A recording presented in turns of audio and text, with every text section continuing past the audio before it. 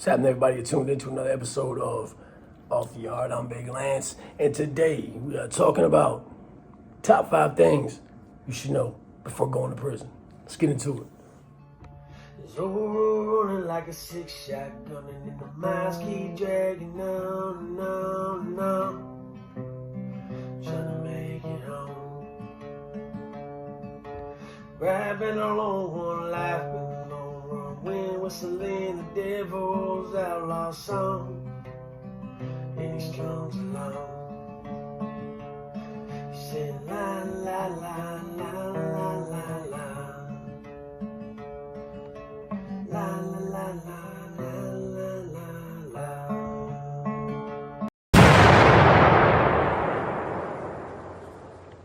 Welcome to Gladiator School. What's up, everybody? Like I said, you are tuned in to another episode of Off the Yard. I'm Big Lance, and today we're talking about top 5 things you need to know before you go to the penitentiary. And listen, there is no specific set rules, boundaries, or guidelines to doing time, but there are a few unsaid properties that people should know. You know, there's things that you are going to do from the minute you walk in that door to the minute you leave.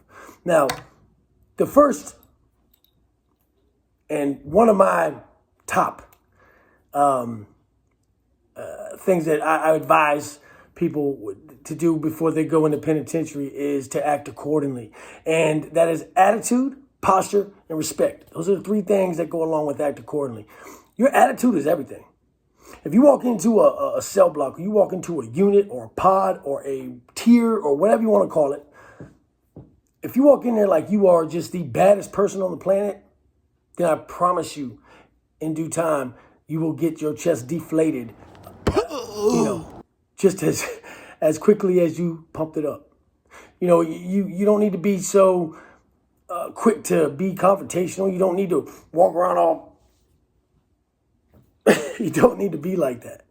You know, and when you talk about posture, that kind of goes along with it, man. You know, you don't have to be all militant and look like you're about to go invade Poland, but you do want to be, carry yourself as a man should. And when head up, shoulders back, chest to a certain extent, and 10 toes down, as we like to say.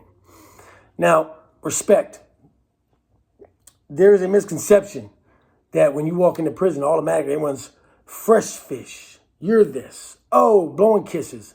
That is not my experience. And I've been to some of the worst prisons in the state that I live in, and that's never happened to me. Now, there are people who are going to try you, so that you got to be on, keep your head on swivel, keep your conscious thought aware at all times, which we're going to get into later. But the biggest thing is to be respectful. If you are walking to the chow hall and you and him bump into each other inadvertently or something like that, it does not make you soft, does not make you anything other than respectful to just say, hey man, my bad. Excuse me. I apologize. You don't be walking around saying I'm sorry all the time, because that makes you kind of look weird. But hey man, my bad. My bad, bro. Don't be confrontational. Don't be, because you don't know who that person is. You don't know why that person's in prison. You don't know, the optic illusion can sometimes get people ran up on a snag, because at the end of the day, every killer don't look like a killer, right? I know some killers that look like bank tellers. So, that being said, the first and top thing that you should know about going to the penitentiary is act accordingly. Now, moving on to the second is do not accept gifts from random people, right? And when I talk about that, I mean canteen, contraband, or money, right? Canteen is basically a prison currency. That is, we all know this. It's the chips, it's the zoom zooms, the wham whams, the soups, the sodas, the crackers, and whatever else that we can buy to stuff our fat faces while we sit in that cell and do absolutely zero. Now, what people will do, and this is going to be another video, top 5 ways that you can be bamboozled, persuaded, or pushed right into giving up those cheeks. That's going to be the next video. But, when people are overly nice, inadvertently so giving, please, please, please make sure that your awareness level is up and your spidey senses are going off, because it could be an ulterior motive. Nobody in the penitentiary is trying to just give away all their stuff. We're most of us living on a limited means and limited financial status, so we're not going to just give up our stuff. There's going to be a reason behind it, especially if it's somebody that you don't know. If you come back, the old stories about the people who come back from wherever and there's a candy bar on their pillow, it does happen similar to that. You know, most people don't use the candy bar on the pillow routine because it's such a cliche. But you might come back to a bag of coffee. You might come back to somebody just, you know, and there's another thing too, is that if you find an individual or group of individuals that are constantly lingering around your presence or your cell or your bunk, be aware. Be aware that they might be plotting, man. Plotting on you. And when it comes to like contraband, okay, there might be people who want to give you dope. There might be people who want to say, hey, bro, you want to come hit this feezy? Hey, bro, you want to come tap this spoon? And what that means is they're going to get you inebriated. They're going to get you off of your dean, as some religious people might call it. But I mean, it's, you know, you don't want people to knock you off your block, because if you do, then you're not going to be aware of certain things. So, and money. There might be people who just want to give you money.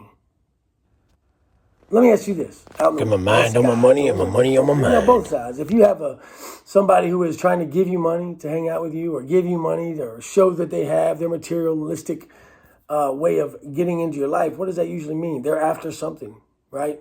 In the penitentiary, there's only a couple things that they are after, and two of those being those cheeks. So be aware, man. Number 2 is do not accept gifts from random people. And that takes us to number 3. Number 3, do not owe what you do not already have. You know, I always tell guys that come in to the system, especially young guys coming in at an early age, doing their first prison bid or whatever, do not come in there and jump right on the poker table. Do not come in there and get to borrowing from the store box because mommy is going to send you, or Aunt Joan is going to send you a money order next week. You don't know what Aunt Joan's going through. Aunt Joan might file bankruptcy next week, and you might have nothing coming. So if you don't already have it to pay back, or you don't, you know, have the means to pay it back, do not borrow it.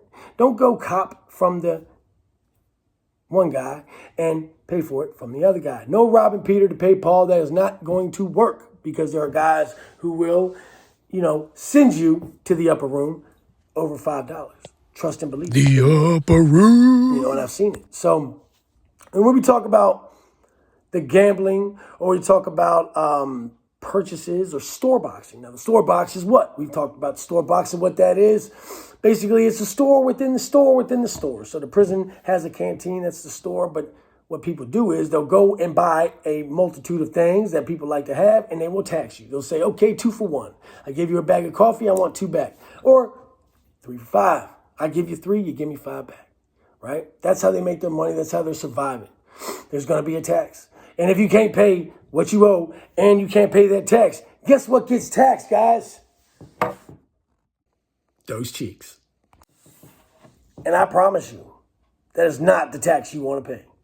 So, now, purchasing or anything like that, you know, you don't want to buy things from people like people might say, hey, I got some Timbs I want to sell, or some jeans. Cool, man, let me get that. I'll pay you back next week. If you ain't got it already on your books, or you don't have it sitting in your box, don't act like you do. So, that being said, that moves on. That's number 3. Do not owe what you do not already have. Number 4, set the tone. Now, when I say set the tone, that goes for anything that has to do with the way that you want to do your time, how you want to do your bid, right? So, you know, setting the tone early is important. I do not like horse playing, for example. There's no horse playing. I don't like it. I don't want to be slapboxing with you. I don't want to be wrestling. I don't want to do any of that stuff. We're not kids. We're not children. I'm not a child. I don't want to wrestle you. I want to be left alone. I try to make sure people understand that I don't like to be touched. You know what I mean? I want to just be left, you know, in my own personal space. I'm not going to mess with you. Don't come messing with me. I set that tone very quickly. Homosexuality. if you are not, a homosexual, then don't act like one. And when I say that, I need to make sure that people understand I'm not saying that because I have no bad, ill feelings towards anybody that wants to live their life a certain way. I'm just saying if that is not the way I live my life, then I'm not going to play with the jokes. Hey, suck my or eat my or any of that stuff. I don't do that because I don't want anything to be misconstrued. And, I'm not it's not how I live my life. So I don't want anybody to perceive it that way. And living to a certain standard is very important, man. I set the tone quick with a cellmate, with somebody who's going to be living with me 24 hours a day. I like to be clean. I like to be organized. Your stuff is there. My stuff is here. Do not go in my box. I will not go in your box. Now, there are exceptions to the rule. You might have somebody that you crawled sandboxes with that's in your cell. If you do, hey, awesome. We could probably do that. But there's nothing worse than when you get a cellmate that you cannot, coexist with. I've had guys that come in that will not hit the water. They will not jump in that shower. They will not take a bath. They will not wash their ass. But they also will not take constructive criticism. If you tell them, hey, you smell like a whole onion right now, they're going to get mad and want to fight. Or a man who will spit his toothpaste, his bloody gum juice into my sink where I cook my food and wash my whites. I do not want you to spit in my sink. I don't spit in the sink myself. I spit there in the toilet. Most of the toilets are connected to the sink, so when you're brushing your teeth, you'd reach down and you spit into the toilet where feces and urine go. I know people say, oh, it's extra. I still do it to this day, especially when I live with other people. I'm not going to spit into the sink. Now, if you have an individual who is in your cell and doesn't, want to cooperate or want to, you can try to go the avenue of putting in a request form and say, hey, look, we're not living together good. Da, da, da. And a lot of times the COs might move you. Administration will say, okay, cool. But a lot of times they want to be punks and give you a hard time about it. That's when you just go ahead and shoot the fair one in the cell. Whoever wins stays. Whoever loses, they pack up and roll. Had to do that many times. Had to do it many times. People are not going to change the way that they live or who they are for you a lot of times. So setting standard and living to a certain standard is very, very important. Which brings us to number 5, the last and final thing that I think is very important to doing time and doing your bid the correct way, and that is be the same person every day. Don't switch up, stick to the script, and don't backbite. Or my A, B, and C's for that particular law. And the reason I say don't switch up. Switch it up. Switching the swag, switching the style, switching the bid is very bad to do in prison because prison is about routine. Prison is about a stable and consistent way to do time. You can't expect to have a normal existence in a penitentiary or outside of the penitentiary without having a structured lifestyle. Basically is what that boils down to. And, that being said, the backbiting and being somebody else because you're around this person or being, a certain way because you're around this person, it will cause people to dislike you. And that's something you don't want to do. So that being said, that's your top 5. That is your top 5, man. Things that you should know before going to prison. Now, we all were here the other day when I dropped some news, and I'm not going to dwell on that subject. I'm going to move on making content. So the next video will be 5 ways you can be bamboozled and swindled or swayed out of those cheeks. So make sure you're tuned into that, man. And until then, much love to the Gladiator Gang. Salute to all my A1s from day one, and to everyone that's been in the comments and in my messenger box with the love and support. Thank you. I cherish y'all's friendship, and I love you very much. And without you guys, none of this is possible. So, that being said, until next time, stay up, stay out, and as always, stay sucker free, man. Gladiator game, gladiator game. I'm Big Lane. Tuned in to often. Gladiator game, gladiator game. I'm Big Lane. Tuned in to often. Gladiator.